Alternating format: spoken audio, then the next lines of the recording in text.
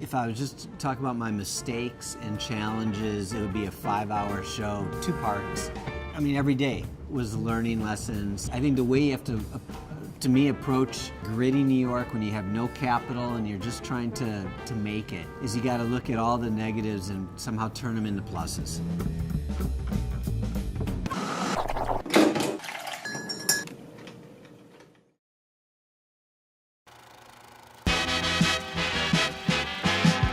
I grew up in Wisconsin. I always felt like a New Yorker. I had a girlfriend in high school who was from New York, so I used to sneak here. And then I came to New York in 1986. I was managing a band called Swamp Thing. Tried to manage them and run a record company around them and a few other Wisconsin bands. Failed miserably as a record company. And I found this old Avon office on Houston Street. It was a real dump. In fact, the dump was going to be the first name before coming up with Knitting Factory. We opened in February of '87. I slept inside the office with a futon for a year in order to exist in New York City. I joined Pineapple Fitness, which was a small health club around the corner. That's where I went to shower and occasionally shave, and I never really worked out. I really wanted to be in New York. I wanted that Jack Kerouac kind of jazz club thing in my life, and so did everything we could and put everything I had into the Knitting Factory, and it kept growing and growing and became a very important institution in New York City.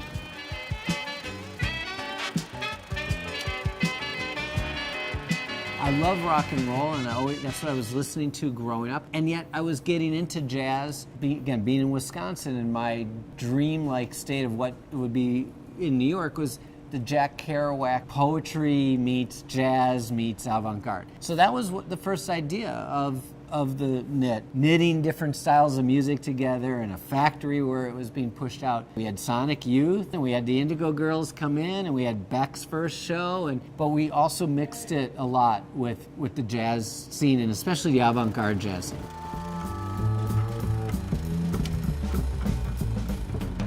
I lived in that building on Houston Street. Then I was able to get my first apartment in New York City on Mott Street. Small apartment, and I bought it for $97,000. 3 years later, I sold it for double. So when I sold it, and then I was able to put it into another apartment.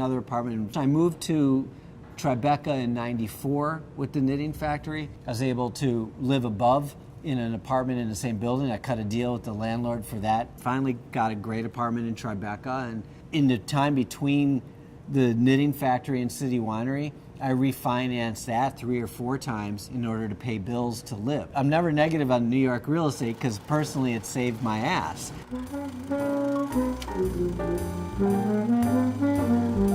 Our first grapes arrived when Lehman Brothers went out of business. It was financial Armageddon. Really bad time to raise money in New York. There's an old saying in wine, it's easy to make good wine, it's hard to sell it. So the key was, how do I sell wine? And in particular, wine coming from an urban winery environment, which was also pretty unheard of in Manhattan, since they stopped making kosher wine in the Lower East Side, like in the 70s. The idea of combining it and mashing it up with what I knew, which was the live music space, for us to be able to create a sophisticated evening out in New York when people are really busy, fit what I knew myself and others, and more so post 9/11, wanted to be, life is precious, my time is precious, can I combine great culture and great cuisine and great wine, in one experience. And it's taken off. We built a better facility in Chicago, and then we grew to Nashville and Atlanta, and now we're in Boston and DC, and we're about to build in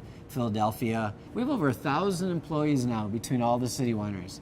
Can I swear on this? It's fucking crazy. Certainly when I started the Knitting Factory, I never imagined 1,000 employees.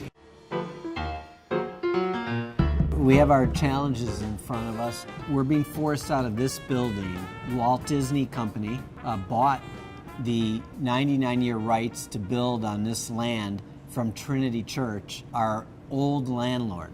Trinity Church, I will add as an aside, was given the land by Queen Anne in 15-something as a land grant to grow crops and all. So Trinity Church is the 3rd largest real estate owner in New York City. They're a good landlord. We always knew that eventually something might happen. Well, it happened much faster than we anticipated. So we have 15 months basically to find a new home. On one hand, I'm very much looking forward to, we're gonna build the most incredible venue. And I'm sticking to Manhattan and I'm sticking to downtown. And one could look at that and just go, fuck it. It was a good run, but I'm done. But I'm confident it's going to be an amazing spot in New York and set us up for the next 20, 25 years. It's part of doing what we need to do in New York. It's about taking what's been given to us and turning it around into a positive.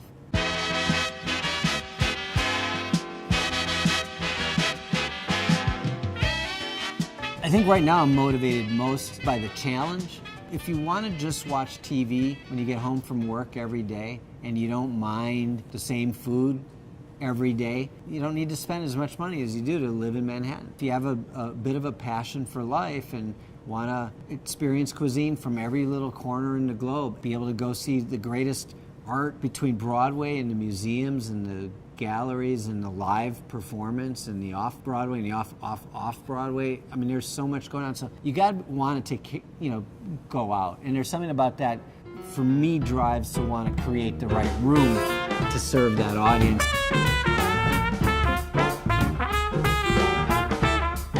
I feel very lucky to be living in Tribeca. You got the cobblestone streets, 2 blocks off of the Hudson River, one of the most beautiful park systems in the cities, to be able to run along it and be on the water.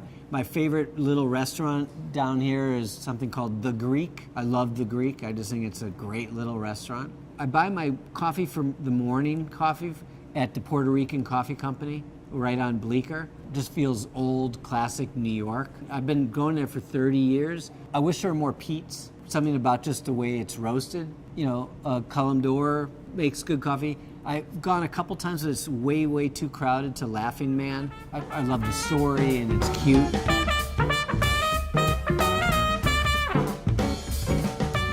If you have any level of chutzpah, you can say you're from New York at any point in time. There's something about New York where you look people in the eye on the street more than you do some other cities.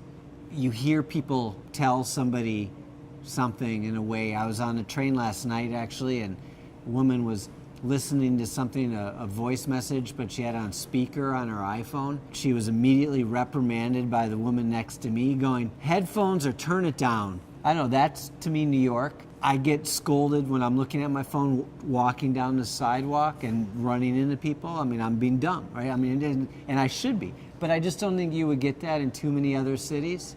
I think New Yorkers obviously don't give a shit. If you're willing to take on that level of chutzpah, if you know the word chutzpah, you're a New Yorker. It's as simple as that.